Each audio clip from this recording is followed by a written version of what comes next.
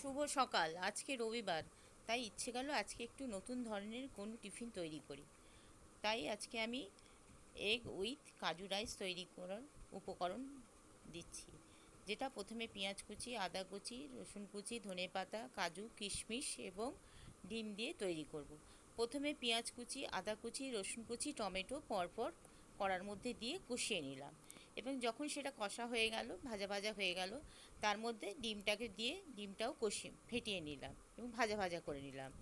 তার মধ্যে আবার যখন ভাজা ভাজা হয়ে গেল, ভাতটা যে সিদ্ধ করে রেখেছিলাম সেই সিদ্ধ ভাতটা কড়াইয়ের মধ্যে দিয়ে দিলাম।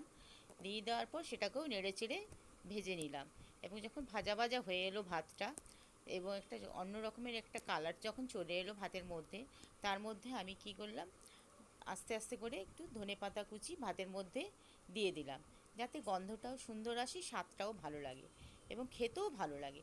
মাঝে মধ্যে এই রকমের রান্না বান্না করলে মুখের স্বাদটাও চেঞ্জ হয় এবং খেতেও ভালো লাগে। আপনারাও করে দেখবেন, আপনাদেরও খেতে ভালো লাগবে। এবারে যখন হয়ে গেল, তখন সবাইকে আস্তে আস্তে করে ভাতটা পরিবেশন করে দিলাম।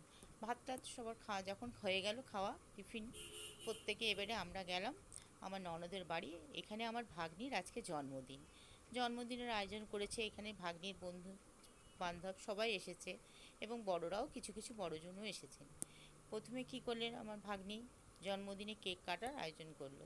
কেক কেটে প্রত্যেকে ওর যে যে বন্ধুবান্ধব আছে তাদের মুখে কেক তুলে দিল। কেক কাটার পর কেক কাটা হয়ে গেল, এবং কেক কাটা যখন হয়ে গেল, তখন তারপরে তারা খাওয়ারের জন্য আয়োজন করলো, এবং প্রত্যেক বাচ্চারা বসে আছে যে তাদেরকে খেতে দেওয়া হবে। এবং তারা এবারে কি করলো, সবাই বসে অপেক্ষা করছে খাওয়ার জন্য। খেয়ে মাটিতে বসে খাওয়া দাওয়ার আয়োজন হলো। বিরিয়ানি হয়েছিল, তারা খুব আনন্দ সহকারে খাওয়া দাওয়া করলো। এবং গিফট উঠেছে যেগুলো, সেগুলো আমার ভাগ্নি সব এক এক করে বের করে তার বন্ধুদেরকে সবাই আনন্দ সহকারে